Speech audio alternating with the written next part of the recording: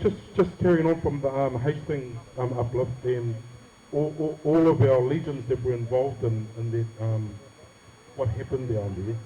I'd like to, we're very, very honoured to have Jean Te Huia here with us, whānau. So, homai te Pakipaki? Jean Te Huia.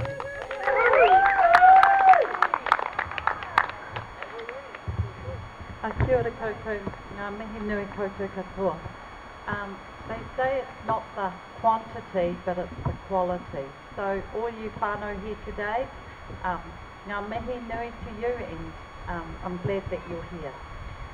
So when we think about what happens in New Zealand with child welfare policies, you have to realise there's a whakapapa to it. You have to understand how it happens and how it has happened for many, many years. We have to realise that in 1493 there was a doctrine of discovery that was signed by the princes and the kings of Europe, the Catholic popes and the British monarchy, that gave them privilege and the right to go around the world and take whatever countries they found. In 1642, 230 years after the doctrine of discovery, Tasman, a man by the name of Tasman, came to New Zealand, and he found this country by accident, and he hit the bottom of the South Island, and he rode in there on his big white vessel, and the local Māori saw him coming, and they got in their waka and they rode out to meet him in their fierceness, and they were doing the haka. And Abel Tasman thought, oh, gee, these indigenous people, they've come to welcome me. And so he put down a schooner with a few of his seamen, and they rowed to the waka, and when they got to the waka, the local Māori grabbed them out of their schooners and tore them to bits. They then rowed with their bounty to the shore, whereupon they tore them limb to limb. And that was the legacy of the first encounter in New Zealand. And Abel Tasman documented that. And that encounter was what James Cook believed would happen when he came to New Zealand.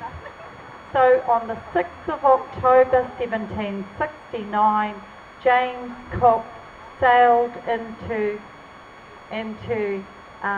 Gisborne, Tauranga nui a Kiwa. And the whānau there did what any whānau would do. They put their waka into the sea and rowed out to meet this British person arriving in his big sailboat. Now the Endeavour was a gunboat. It was manned up with cannons. It had come here deliberately to attack anybody who encountered it. And Captain Cook took great aim, and he fired on those waka, and 9 whānau were killed. And Captain Cook's logs, and you can read them, the first encounter with Abel Tasman and the second encounter with James Cook, became our legacy. That country is manned by Indigenous people. They are bloodthirsty, they are warriors, you cannot talk to them, they will not be able to be negotiated with, you must destroy them at all costs. And that is the legacy of colonisation. And so by 1846 we had, in 1840 we had the signing of the Treaty of Waitangi. 71 years after James Cook had come to this country. When James Cook first came to New Zealand, there were 300,000 healthy Māori people on this land. At the signing of the Treaty of Waitangi 71 years later, there were only 120,000 Māori left, 80,000 Māori left, 120,000 Māori had been slaughtered. Not only had we lost the lives of many of our whānau and our families, our country had been deforested. The huge loss of seal colonies and bird colonies and the food source that Māori had lived on for generations made anoa no longer existed. And so our people starved and more of our people died. The first muskets came to this country somewhere between 1820, and many Pākehā believed that they were the cause of our demise, that we killed ourselves. Now you just have to look at history to know that the diseases that were spread, the blankets that were given out to whānau that were infected with smallpox and measles were the reasons that many of our families and our whānau lost their lives. In 1865, the Māori Land Court was set up, and the Māori Land Court was set up to further take the land. It also allowed Māori women to register land, and under the British law they could not own property, and therefore if they married a Pākehā, that property went to the Pākehā.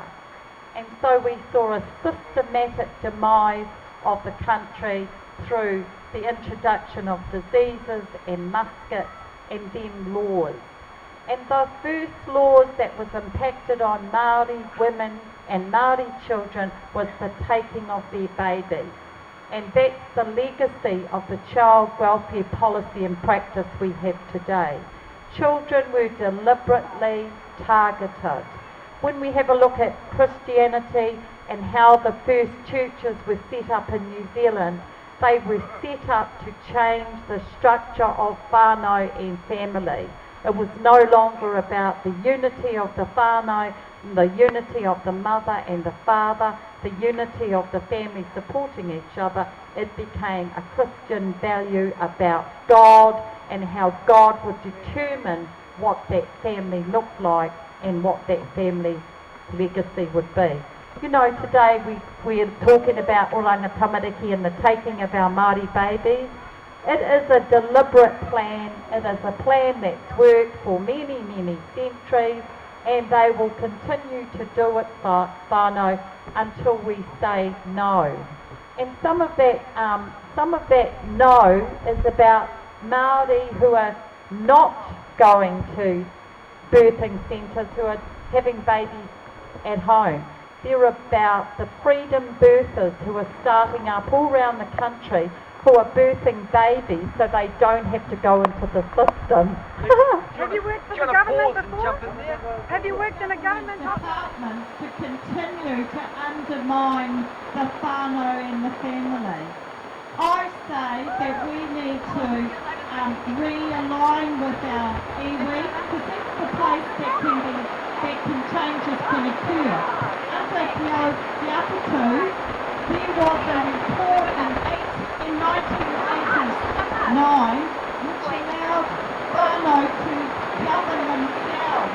So I say our people are crying to us now, and we'll have this rain to start to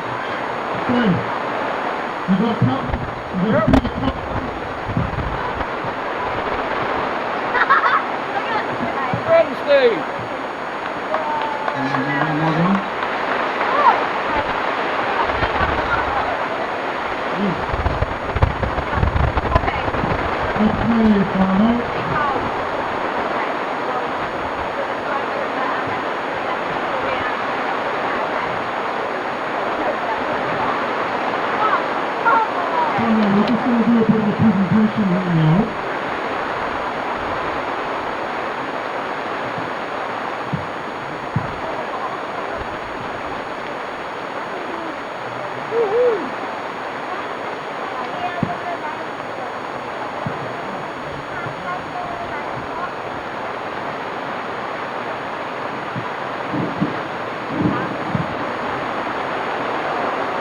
just want to do a bit of a presentation here tonight.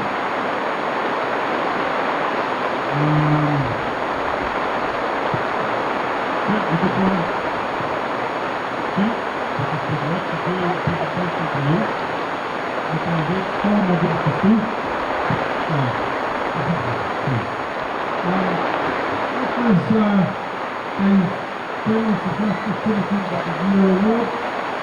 We'd like to put it on behalf of yourself and all those women that stood down the New Zealand case, the judges, and those county social workers. And we've also got